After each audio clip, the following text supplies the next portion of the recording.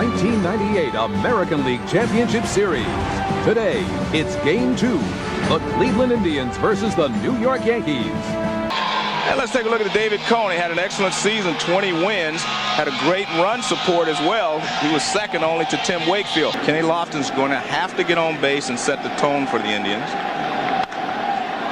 In the air to right center field, well hit. Bernie Williams going back to the track and has it. He hit that ball very well, just missed pulling it. If he pulls it, it's out of the ballpark.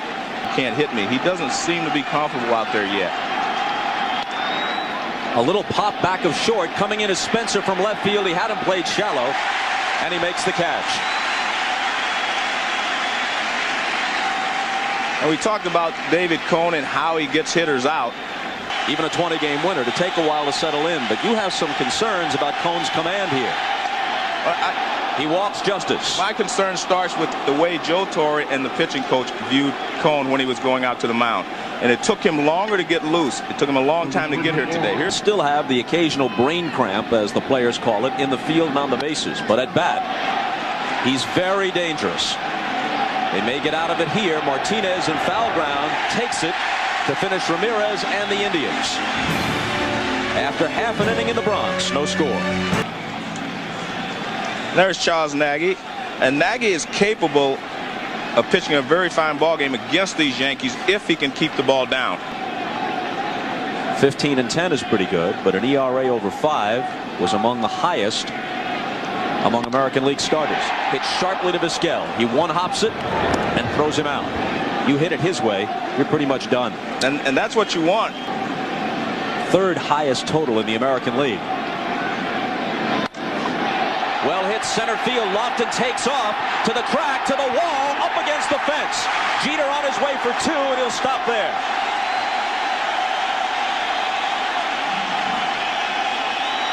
Two balls really whacked off Nagy at the outset. At least 4 games, and you're going to face their pitching staff. The 2-0 to O'Neill. In the air to left, and Giles is there. That's the second out. Interesting pitch there. It was a 2-0 breaking ball, and it was inside. Nagy worked out of the bullpen in that game. He strikes Williams out. The Jeter double goes to waste. No score after 1.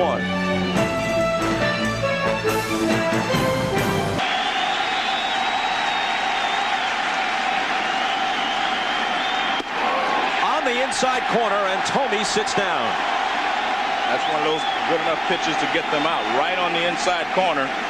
He said, tell Joe, nothing wrong with David Cone. He's just having a little bit of trouble getting loosened up. And the reason he's having so much trouble is just like there's a long fly ball hit out into center field by, it's going to be caught by Bernie Williams. Fryman's out, but he went on to say that he's just old. Ask Joe Morgan what it was like when he was 40 years old trying to get loose. Oh, he's searching the web. Where else would you learn about spider bites? But it's true. Jammed him, he pops it back. Girardi with a nice catch right against the railing. Wants to give it to the little boy and does. Kid brought his glove, didn't make the catch, but winds up with the baseball. Leaders in home runs allowed. Martinez has 3 career homers and 30 at-bats against Charlie. Bouncing ball, Thome, it's a fair ball, Nagy covers, and there's the first out in the bottom of the second. To this point, he's had now 2 ground balls. Who passed away with brain cancer, and Timmy's wearing his name today. He's being buried in Florida. Bob? Thanks, Jim. And Raines is a strikeout victim. The second K put in the book by Nagy. Raines will not leave home plate. You wonder when somebody's going to brush him back, because he's getting to feel a little too comfortable up there, isn't he? Hit hard. He's still comfortable.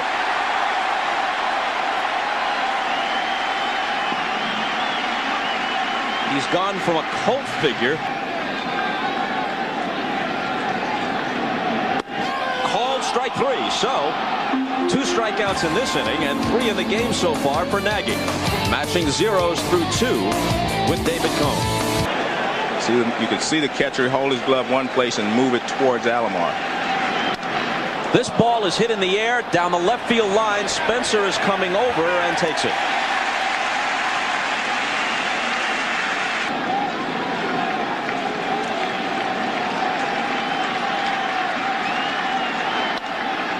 Hits softly into right. O'Neill comes on and makes the catch.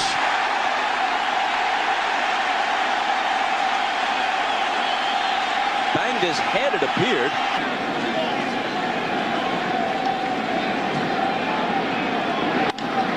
Well hit to right. O'Neill to the edge of the track to take it. Lofton has hit the ball hard twice with nothing to show for it. Still feeling the effects. He's a little bit dizzy and his neck's a little bit sore, but he's going to try and continue. Bob? Joe Girardi is the first hitter. And from third base, Travis Fryman throws across the diamond to Tomey to retire Joe. And there you see one fly out to 3 ground balls. That's the kind of ratio that he wants. In the air to right, Ramirez backing up. Manny on the track to haul it in.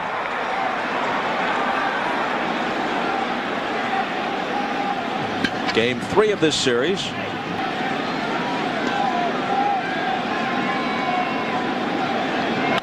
.2-0 pitch, jammed him, rolled to the right side. Cora throws him out, and Nagy works a perfect third. Nobody's broken through yet in game 2.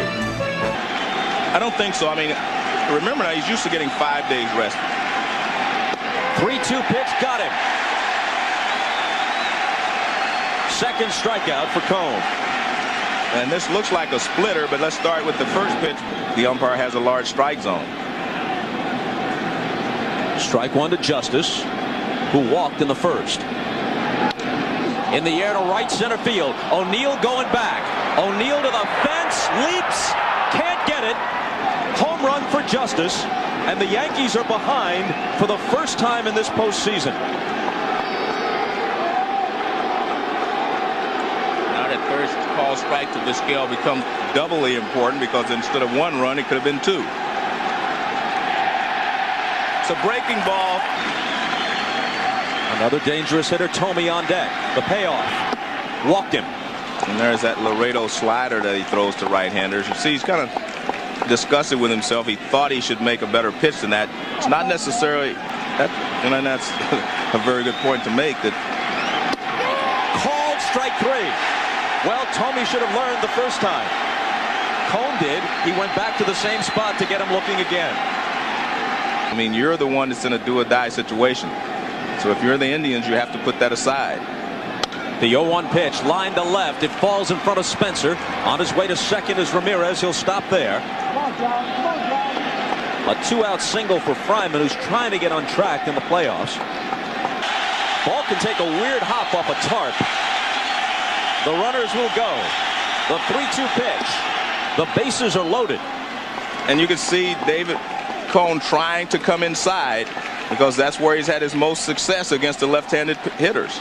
2 out, a run home, 1-0 Cleveland, and the 1-2 pitch. A bouncing ball, Martinez juggles it. Can he recover? Cone gets there in time, and the Indians strand 3 to the bottom of the 4th.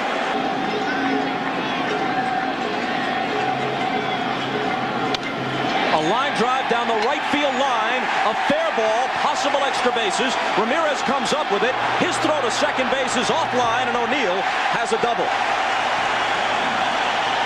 Good hustle by O'Neill because the Yankees trailing for the first time in the postseason, as we mentioned. But O'Neill immediately doubles. And Williams bounces one to Tomey. Time to recover. Nagy records the putout, 3-1. As O'Neill moves on to third with 1 out. And a good job. Nagy trying to preserve a 1-0 lead in the 4th. And this ball is popped up. Shallow left. Coming in is Giles. O'Neill can't score on this. And that's the 2nd out. And again, Tino Martinez. So productive. Nagy's 1-2 pitch. Struck him out for the 2nd time, this time swinging. The Yankees with a man at third and 1 out can't bring him home. Nagy still clings to that 1-0 lead. Major League team. And his 6th stop as he was with the Blue Jays twice. A pop-up to the right side. Knobloch's going to take care of it. And that's the 1st out. You know, ordinarily, in years past, a guy He's the opposite of a Greg Maddux. Lofton skies one to center. Another chance for Bernie Williams. 2 gone in the Cleveland 5th. You know, folks, the Storks, he might have won 20 had not the season been cut short in August by the strike. Bounce back to Cohen. He knocks it down and throws him out. A 1-2-3 fifth. Halfway through game 2. Cleveland 1, New York nothing. Another 0-2 pitch. Line toward the gap in right center field, but Ramirez hasn't played well and takes it. You know, a lot of people are not aware that there is a rule in the book governing the strike zone. This is not the umpire strike zone, and that's the rule that's in the rule book. Brocious grounds one toward the hole. There's Vizquel. Pops back up and throws him out.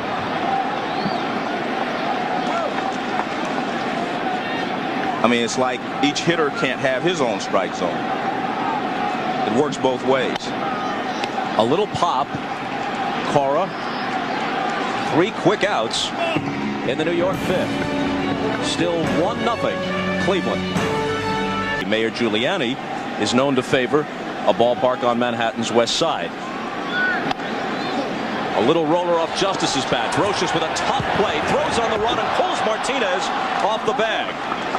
Justice is on to start the 6th.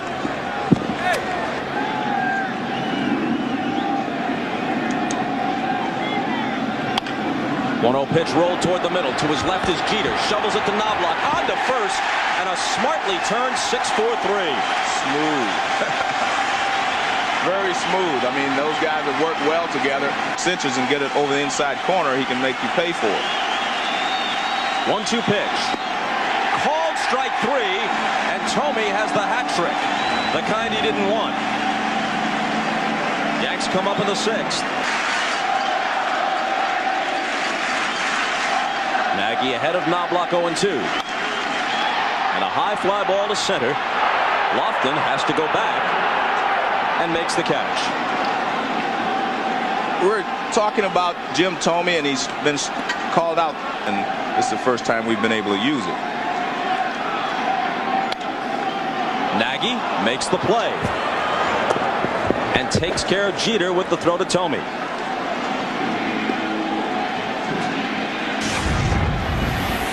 So you have a 1-run lead. You have to take advantage of it and make him swing the bat. Which he does, rolling it slowly to the right side. Thome comes up with it, and on the toss to Nagy. The Yankees go down in order again. 6 complete. 1-0 Cleveland.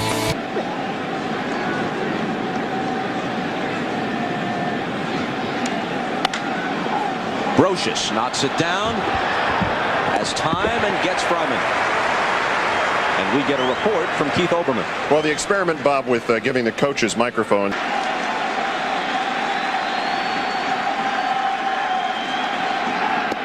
pitch. Sit down. That's that backdoor breaking ball. Starts off the plate outside. Teammates have the killer instinct. Go along with his. Perhaps. The diving Jeter has no play. He was going to actually try to throw that ball all the way across the diamond from his knees. I mean, that was going to be another show of strength. And in the bottom half of that inning, when O'Neill led off with a double, moved up on a Williams ground out and was at third with 1 out. But Tino Martinez couldn't bring him home. And neither could Tim Raines with 2 out. This is going to end the inning. Jeter tucks it away, retiring Cora. And as we move to the bottom of the 7th.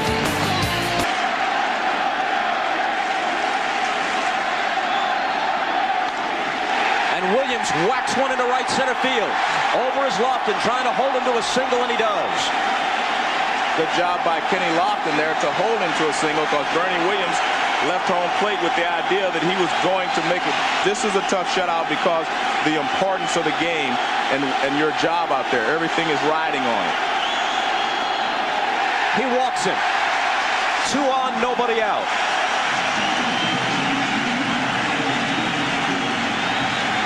From going back to Cleveland with the split he wanted.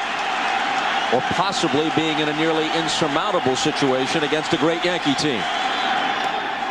Beautiful. Raines strikes out for the third time. Foul tip. And Raines thought the ball hit the ground, but they're saying it didn't. On the 3-2 pitch, they're not going, and here's a drive to deep center field. Lofton, the ballpark will hold it. At the edge of the track, he makes the catch. Williams will advance. Martinez back to first. He gave it a long ride, but not long enough. Well, Nagy was lucky enough to get a little movement on this pitch. The Indians still lead. You see, Spencer knows he just barely missed it. Brocious may not have missed this. Down the left field line. Fair ball. The tying run scores. Martinez will be stopped at third on a double by Brocious.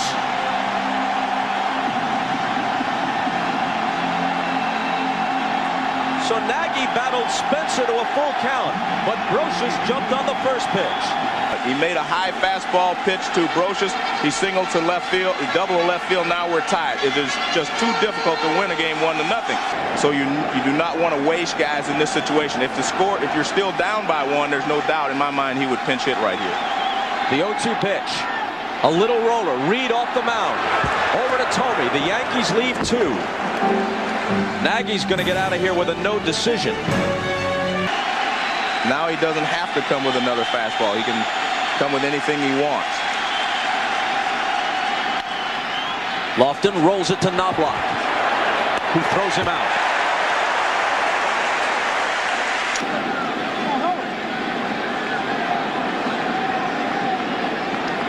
The 0-1 pitch to Omar. Sliced down the left field line with Spencer in pursuit. It's a fair ball right on the chalk. Vizquel on his way to second and thinking about 3 as the ball rolled away from Spencer. And by a whisker, he's at third with 1 out. Beat out an infield hit.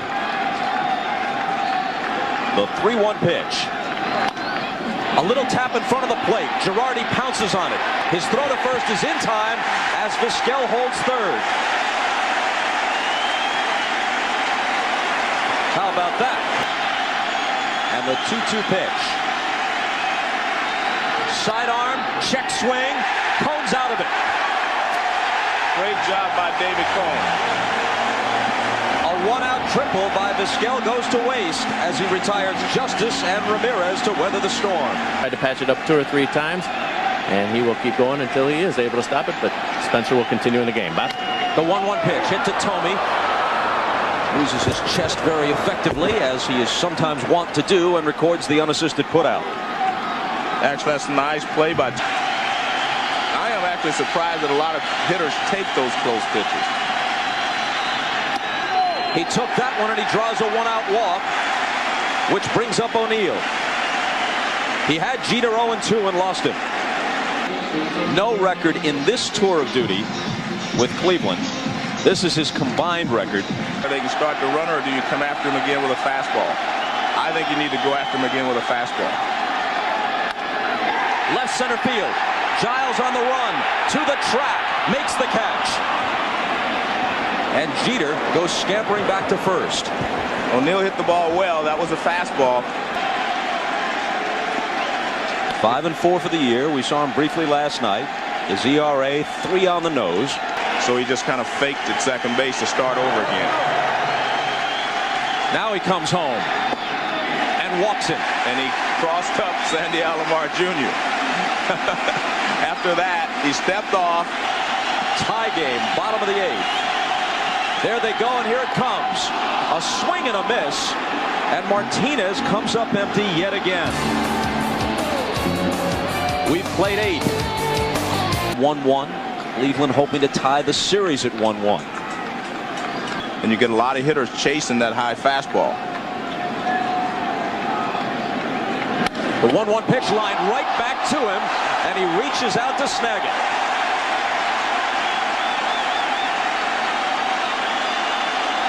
He used to throw that high fastball, man, and no one could catch up with it. Like that. Just like that.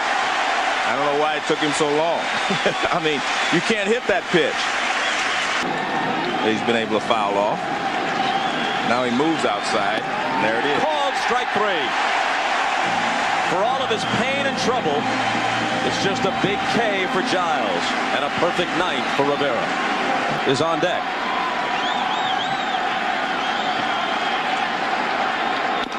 The 3-1 pitch is a chopper, could be a tough play. It's Fryman on the run. Safe.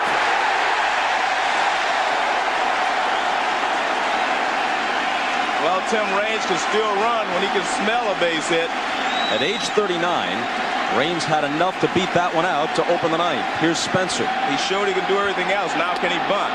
Here goes Bush, diving in with the steal. You know, when you talk about manager of the year and all those things. The 1-2 pitch. Spencer goes down swinging. Well, the only thing I can think of is Joe Torre thought he was going to get a fastball.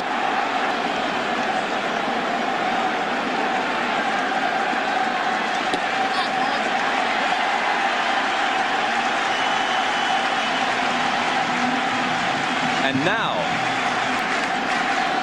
And Ramirez has the shortest throw anyway because this is a short porch and right. 1-1 pitch is a bouncer to second. There's one. Vizquel turns it, and we go to extra innings. Shuey and Hargrove get what they hoped for. The batting average was .324. A soft liner caught by Jeter.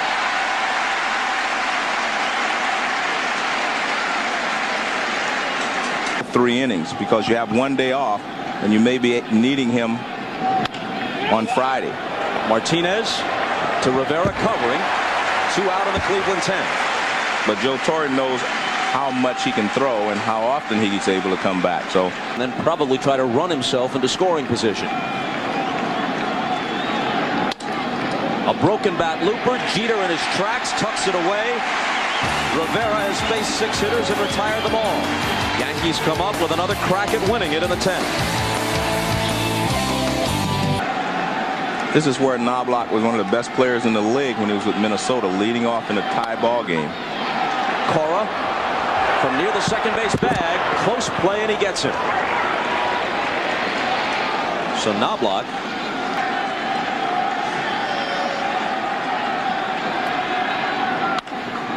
in the air to right. Ramirez takes it rather effortlessly. Well, he's really improved a lot. And the 5th Cleveland pitcher is 38-year-old Paul Assenmacher. He's throwing him 3 straight breaking balls. He mentioned he throws a lot of breaking balls. That was Jackson closest to you. Another breaking ball. And Paul gets under it. Skies one to shallow right. Ramirez comes in and will play the 11th. 31-year-old veteran has always been outstanding in the postseason. You'd think a man whose team has won 118 games would look a bit more jovial, but not in the pressure of this one. And Vizquel tries to turn on one, but gets under it. Let's see if it stays in for Spencer. It will.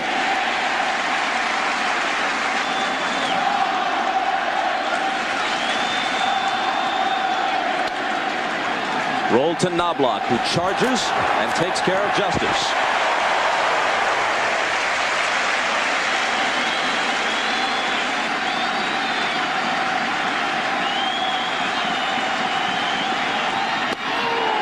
Down goes Ramirez. Punched out by Hendry and Nelson both. In the past, there was always a big difference, especially in the power numbers. A disproportionate number of homers hit righty. He swings and misses, and is a strikeout victim to open the 11th.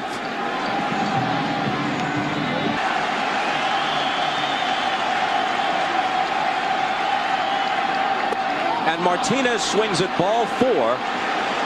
And all of a sudden, after another productive regular season, finds himself mired in a slump.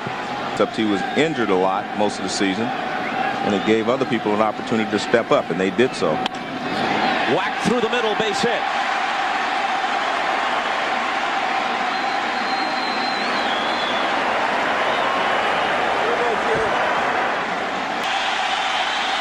The 3-1 pitch. swung on and hit high in the air to center field, but Lofton has a play to the 12th.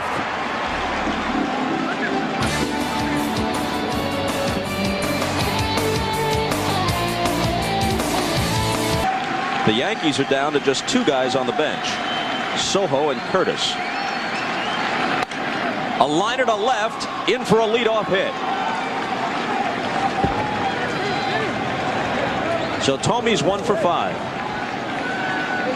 Voodoo ritual being carried out here in the Indian dugout. Fryman squares to bunt and gets it down nicely. Martinez with the flip to first, safe. Now the Yankees are going to contend as the ball rolls away and Wilson's being waved home. He stumbles. They may have a play on him. He slides in safely all the way to third. Goes Fryman. The Yankees are going to contend that Fryman was in the baseline or out of the baseline and got in the way of the throw. But it was a very poor play to let that ball roll down there while you wait for an umpire to make a decision. You have to go after the ball. You can't let the ball roll 10 feet down the right field line and no one go pick it up. The Yankees were so concerned with disputing the play that nobody pounced on the ball. Exactly. And they're discussing it. Now watch, he is definitely in the path. He shouldn't be there. But now watch where the ball is. Now look where he veers out. I mean, you have to be able to touch the bag. He runs over the bag. But it's going to be, I mean, that's a judgment call on the part of Ted Hendry. I guess the Yankee contention would be that at the time that Martinez fielded it and made his throw, a ball and 2 strikes. Alomar will be next. Called strike 3. And now Giles jaws a bit at Hendry. No one is chasing it.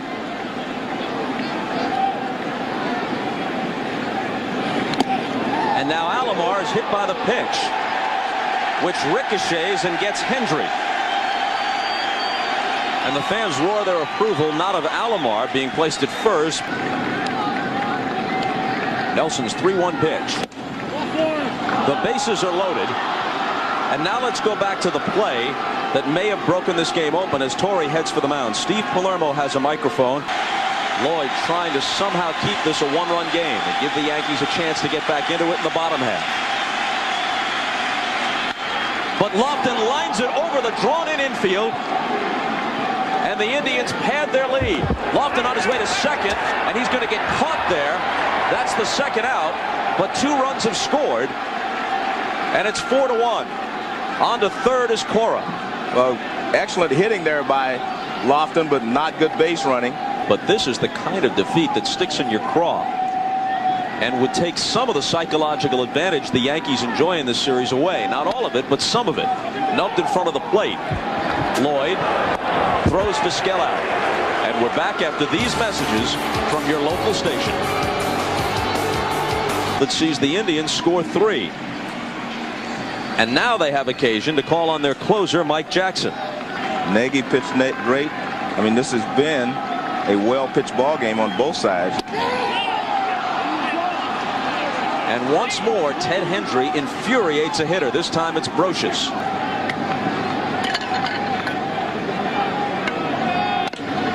Hit sharply to short.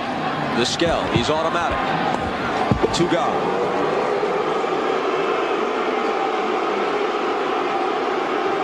To give O'Neill a chance as the tying run. Hit sharply, and it gets by Fryman. He seems to be in the middle of one mess after another. If the Indians were to win, and that's why Joe Torre was concerned. The Yankees had only won 1 game in this series, and everyone thought it was over. Called strike 3, and that is a fitting punctuation to the game. A called third strike by Ted Hendry. And Torrey sits motionless on the Yankee bench.